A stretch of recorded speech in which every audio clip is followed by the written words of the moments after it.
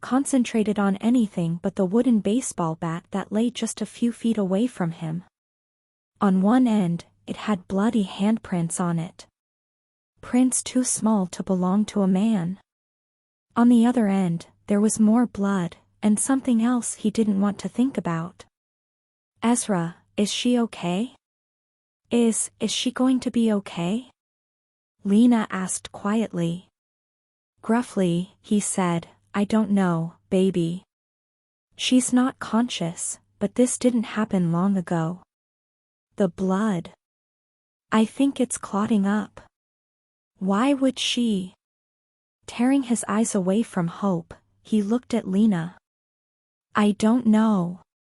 I just don't know. It didn't make sense, none of it. Like she'd read his mind, Lena shook her head. Something's not right, Ezra. She was fine when she left my place, fine. Why in the hell would she have done this? Ezra didn't know what to say to that. More often than not, Lena was content with her lot in life. She couldn't see, so what? She had her own life, had a job she loved, had friends, and for the past few weeks, she even had a lover, a man in her life who liked her just fine, the way she was. But right then, she wanted to be able to use her eyes. All but trapped in the corner of the kitchen, she couldn't do anything but listen as the paramedics barked at each other. It sounded like a foreign language, clipped phrases, numbers rattled off in seemingly random order. The air in her lungs shrank down to next to nothing.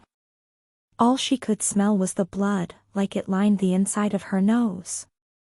She desperately wanted to leave the kitchen, even if it was just to go out to the porch, but she was afraid to move, afraid she might get in their way just then.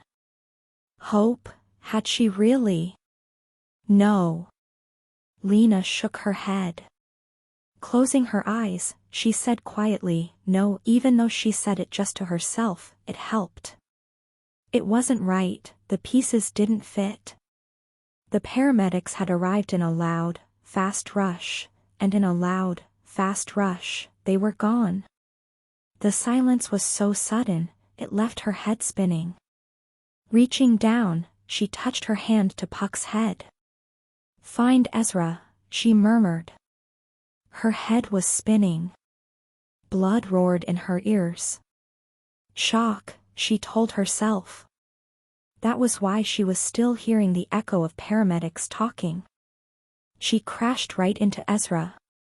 He disappeared only seconds after the paramedics showed on the scene. She had no idea where he'd gone. Burying her hands in his t-shirt, she curled her fingers into the damp, worn material. Damn it, where have you been? She demanded, and she hated the pitiful whine she heard in her voice.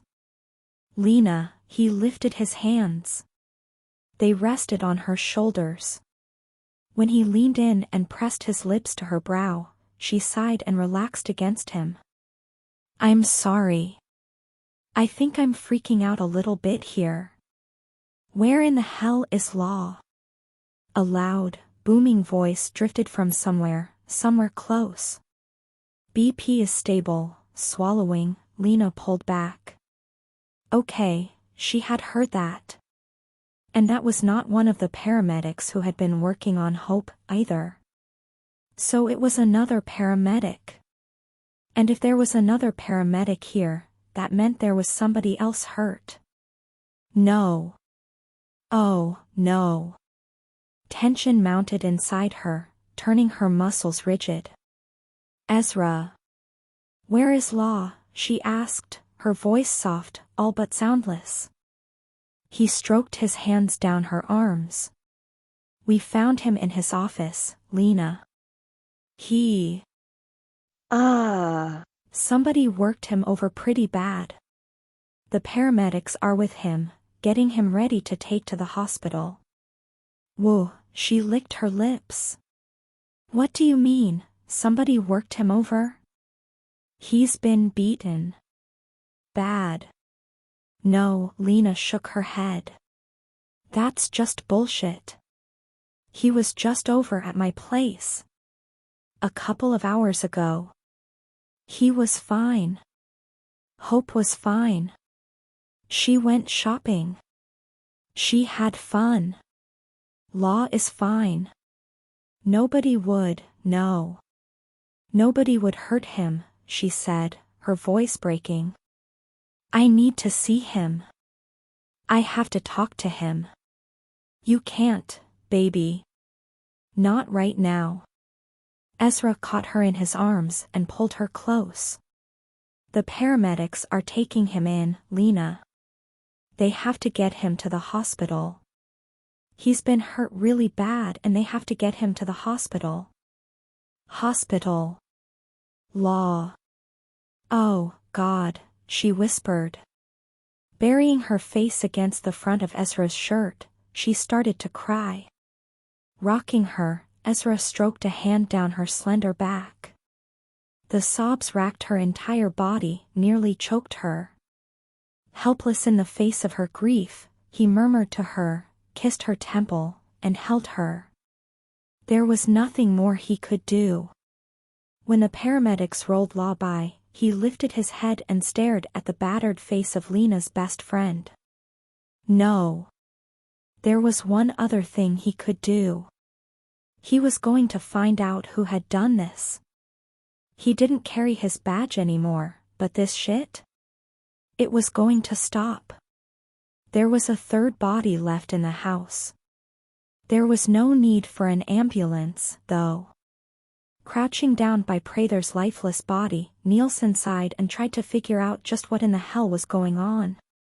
What in the world were you doing here, son? He muttered. His team was outside, waiting for him to clear them in, although there wasn't much point in keeping them out. This scene had already been blown to hell and back. Hope Carson's suicide attempt, Law Riley's brutal assault, and Earl Prather's murder. It was one big tangle and somehow he knew getting the snags out of this wasn't going to be easy, fast, or pretty. What was he doing out here? Glancing up, he saw Ezra King standing in the doorway, his arms crossed over his chest, a grim light glinting in his eyes. Your guess is as good as mine, Nielsen murmured. He's not in uniform. No, not that Nielsen had needed that pointed out. Prather had on jeans and a t-shirt, now liberally splattered with blood and body fluids. Whoever had shot him had planted that bullet in his gut. A slow, painful way to die. If Prather had gotten help, he might have lived. His killer had likely known that, which would explain the smashed cell phone lying a few feet away, and the equally destroyed cordless landline on the other side of the desk. Today was his day off, Nielsen said softly. He worked the weekend so he had today and tomorrow off. Law didn't do this, Ezra said, his voice sharp as a whip. He came into the room, stopping a few feet away. Crouching down, he peered at the body. He's been dead more than a few hours and Law was with me, hiking through the woods over at Lena's place until just over 2 hours ago, been there since early this morning. Hope was shopping in Lexington with Lena.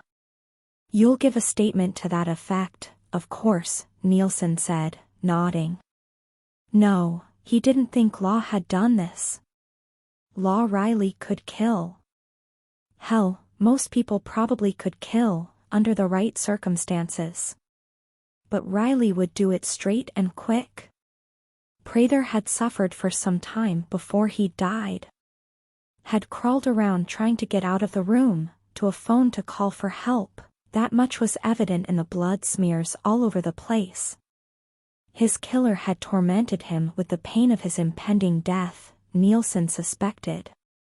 If nothing else, he suspected Riley lacked the patience for that. There were certain sounds that never changed, no matter where you were. Like the beeping sounds you heard in a hospital. The squeaking sound a nurse's tennis shoes made on linoleum. The smells weren't much different. The smell of hospital-grade disinfectant, used to eliminate the stink of death, decay, and disease. Flowers.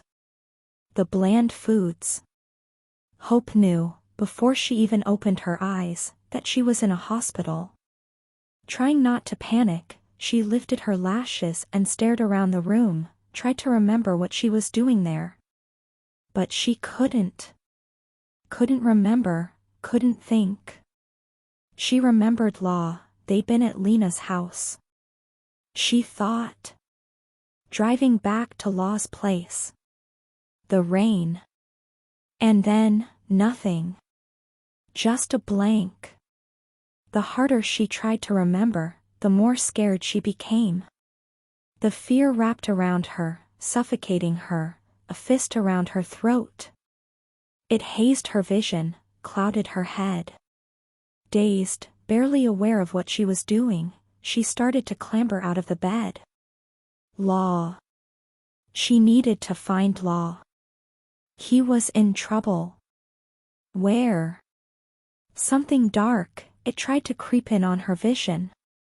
A shadow. Death. Danger. Shit. Shit. Shit. She needed to find Law. As panic tried to settle in, she fought to push it back. A cheerful, chirping voice rang through the air. There you are now, all wide awake. Startled, Hope looked up. The nurse wore a set of pale blue scrubs and she had that professional, blank smile on her pretty young face. Hope had never seen the woman before, but she recognized that smile all too well. Where's Law? She asked, her voice cracking. Her throat. Dry, so dry. Why don't you just lie back down? The nurse went to ease her back on the bed. But at the first touch, Hope's nerves shattered. She swung out. For a split second, the sight of the bandage on her wrist startled her, but only for a second. She was back in a hospital, damn it. Not again. Remy Jennings stood at the nurse's station, his arms folded over his chest, dread burning and twisting inside him. He'd caught one glimpse of her face before the curtain had been drawn. Hair tangled, hanging in her face, clad in one of those ugly hospital gowns, half falling off one skinny shoulder. Listening as she screamed and swore, he looked back at Nielsen and then studied the reports. It's not very likely she did it, Nielsen said, glancing toward the room as a particularly vicious curse rang through the air. Remy looked up. Why? Because she sounds so meek and mild? She's got a bit of an alibi, Nielsen said. She was with Lena Riddle for more than half the day, shopping in Lexington. Remy grunted. Yeah. Pretty decent alibi. But still, there was something really strange going on with that woman. Were there fingerprints on the gun? The bat? Yes. We're running them. He scowled and reached up, rubbing the back of his neck. And my gut says they'll be hers. But my gut also says she didn't do it. Remy frowned. Then find me proof. We've got a dead deputy on our hands. We need something more than your gut instinct. He glanced toward the other end of the small emergency department. In the large room there, he could see Law Riley. He hadn't woken up. There was swelling on the brain, and according to the doctor Remy had spoken with, it was entirely possible Riley could die in the next 24 hours. Bringing the murder count up to 2. Could that shy, nervous woman have killed both of them? If he went with his gut, he had to agree with Nielsen. What in the hell is going on here lately, he muttered. But the sheriff didn't have an answer for him. Lena held Law's hand in hers. They'd moved him to ICU sometime the previous night. She had lost track of time, hell, she wasn't entirely sure what day it was. Sometime early Tuesday morning, she thought. She was pretty sure only a little more than a day had passed since she had gone shopping with Hope in Lexington. A day. Shit. Tears leaked out from under her closed lids and she squeezed Law's hand. Come on, Law, wake up, she whispered. She wouldn't let herself think he might not wake up. She couldn't think that way. Couldn't. He was strong, he was stubborn, so what if he had some bruising and swelling on the brain? He had a hard head, he could handle it. The rest of it, broken ribs, a busted radius, those would heal.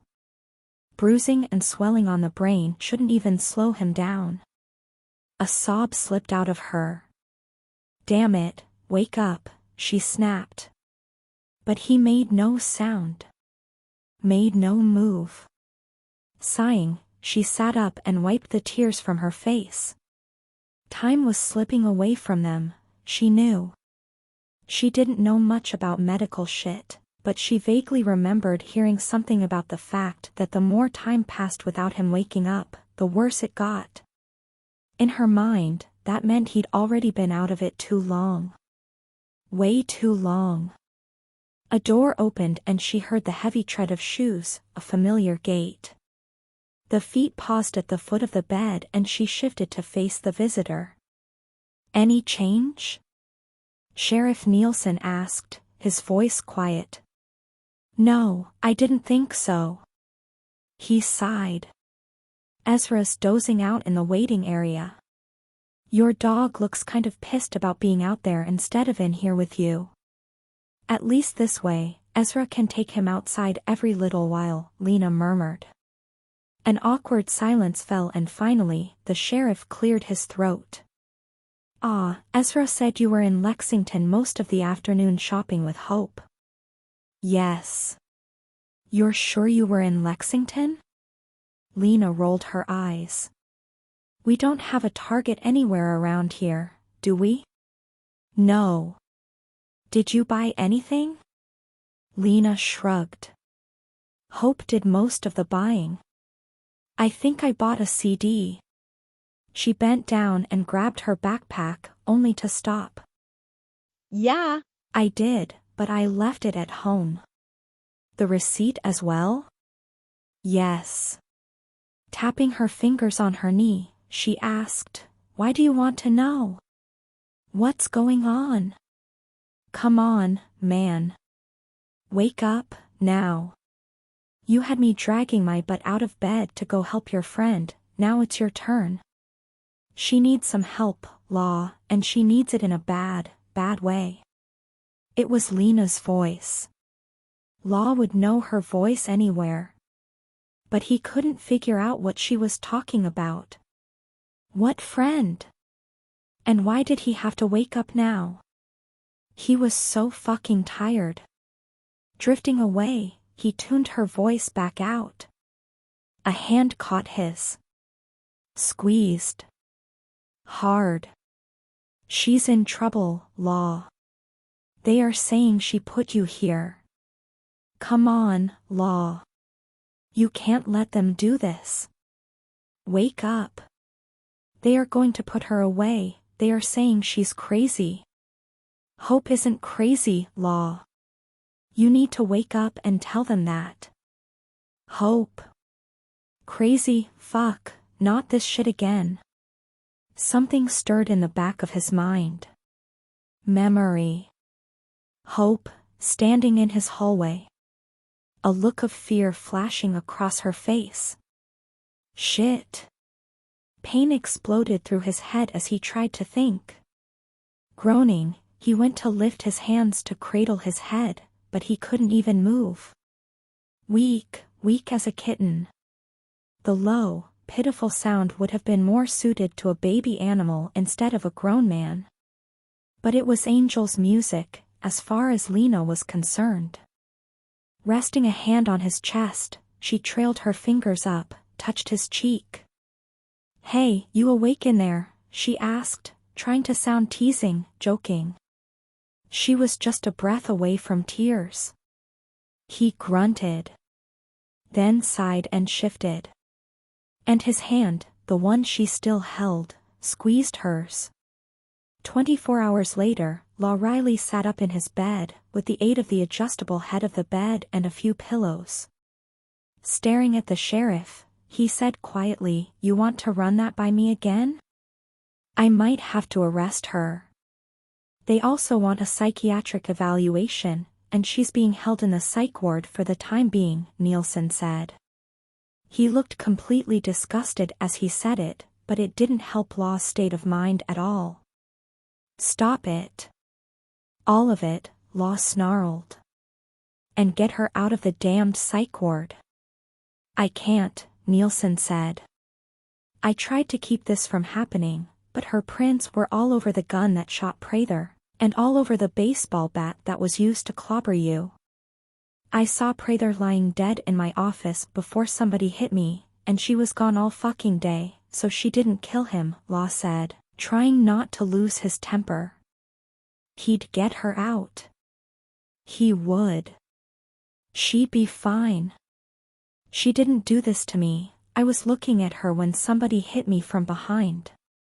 Hope didn't do this." Nielsen sighed. "Look, Riley, I believe you. And once we get your report done up, I'll take it to Jennings myself. Maybe that will change things." But a muscle throbbed in Nielsen's jaw, and Ezra had a bad feeling he knew what the sheriff was going to say. "But what?" Ezra asked softly when Nielsen remained quiet. "It appears she's got a history of mental imbalance." "What she has is a history of being abused," Law said shortly. "Her fucking husband created the mental imbalance picture to make it easier for people to ignore her and his fucking. He cut himself off before he could finish.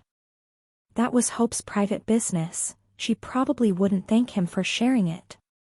Shaking his head, he said, "She is not crazy." She wasn't. But if he didn't get her out? "Don't think like that," he told himself. "Just don't. She'd gotten out before. She'd do it again. And this time, she wouldn't have to handle it alone. This time, that crazy, cruel bastard ex of hers wasn't around. This time was different." Flexing his left hand, he stared at it and tried to remember something else. Anything else. But there was nothing. He was nothing but one big bruise all over, and he didn't remember much. He remembered seeing Prather's body sprawled on the floor of his office, and he remembered a look of fear, horror racing across Hope's face in that last moment, just before something hit him in the back of the head. Hearing footsteps, he glanced up. Nielsen was leaving. "I look like I went around with a Mack truck, don't I?" Law said quietly. He knew, he'd seen his reflection for the first time that morning. He hadn't been able to make it to the bathroom to piss without holding on to the damned 4-pole. "You look rough." Nielsen stopped in the door, waiting. "Yeah." "Rough." He looked down at his right forearm, broken. The doctors thought he'd probably blocked a blow to his head with it. This was one way to get him to use that stupid voice software he hated so much. Takes a lot of strength to beat somebody black and blue, even if they are using a baseball bat. Looking at the sheriff, he said softly, "Hope look like she's got the physical strength for this?" "I already told you I don't think she did it," Nielsen said. "What else do you want me to say?" "Convince Jennings it wasn't her. Don't let him have her arrested, Nielsen. If he tries to issue a warrant, talk him out of it. I'm telling you, she can't handle it. She's already been through hell, and this will only fuck her up even worse." Nielsen sighed. "I'll do my best, but people around here are gunning for blood. Half of them are convinced your friend is the one who killed that woman. Hell, Hope might even be safer if she was in jail for a few days, let everybody cool off. I don't really think Remy suspects her anyway, but we have to go by the evidence, Riley. Not by our gut, but by the evidence. Then find the real evidence, not the breadcrumbs some sick fuck spread out for you. Then he closed his eyes. He wasn't tired, but he needed to rest. Needed to heal. He couldn't walk out of here today, he'd barely made it to the bathroom. But one day soon, hopefully tomorrow, he would walk out of here. As soon as he could, he was going to track down Remy Jennings and plant his fist in the bastard's face. Good thing he was almost as good with his left hand as he was with his right. Trapped. The door wasn't locked, but she wasn't fooled by that. She was trapped here.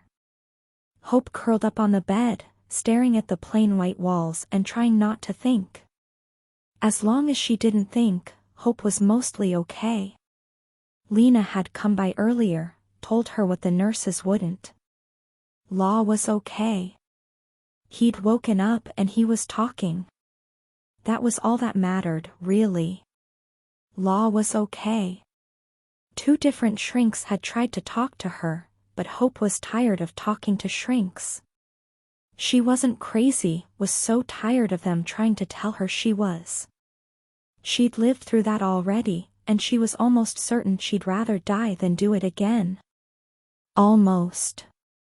But then she'd look at the healing, neatly stitched wounds on her wrists and fury would take over. A lie. Those wounds were a lie. She hadn't done that. No matter what the doctors told her, no matter what anybody said, she hadn't done it. Somebody had done that to her. Law. No. Can't think about him. But she couldn't stop herself. She needed to think about him. Needed to talk to him, needed to tell him. There was something important. But it was so hard to think, all that crap they kept giving her. Every time she thought she'd be able to think again, they showed up again, and oh, shit. The door opened. Deep inside, something wild started to shudder. Shake. It was the nurse again. And she had 2 of the male nursing assistants with her. Drugs. They were going to drug her again. Hope drew her legs close to her chest, told herself not to fight. The more she fought, the crazier they thought she was, and the more they'd do this. But instinct took over when she saw that needle and she couldn't stop it. Swearing, she lashed out with a foot and hot satisfaction rolled through her when she managed to kick one of the nursing assistants right between the legs. Remy stood in the door. For a few seconds, he couldn't think. Then, finally, fury had his leaden muscles moving and he strode forward. "What in the hell are you doing?" he snarled, glaring at the nurse. "Sir, you'll have to wait in the hallway." "I don't think so." "What are you doing?" 2 men, wearing stark white scrubs, stood on either side of the bed, holding Hope Carson pinned. One held her arms just above the healing wounds at her wrists. The other held her knees. "We need to administer her medication," the nurse said. "Unfortunately, she's resistant." "She's allowed to resist," Remy snapped. "Unless somebody has power of attorney and insists she's to be medicated whether she wants it or not. You can't make her take the drugs if she doesn't want them." He waited a beat and then coolly asked, "Does somebody have power of attorney?" "It's for her own good. Without the medication, she becomes agitated, irrational, dangerous." Remy smiled. "Dangerous. I've been outside at the nurse's station for the past 30 minutes on a call and I haven't heard a sound from this room. How dangerous can she be?" He looked at the nursing assistants and then at the nurse. "She was perfectly fine until the 3 of you stepped in here." Moving around, he stopped at the foot of the bed. "Let her go," he said, his voice flat and hard. "She's a violent criminal," the nurse snapped. "Hell." Were these people blind? He wondered. The woman lying handcuffed in the bed was terrified, and she'd fight when she was cornered, but a violent criminal? Shit. Again, he said, let her go. The assistants slowly removed their hands and Remy studied Hope's face. She blinked. Those pale green eyes were clouded. Hell. How much crap had they pumped into her system?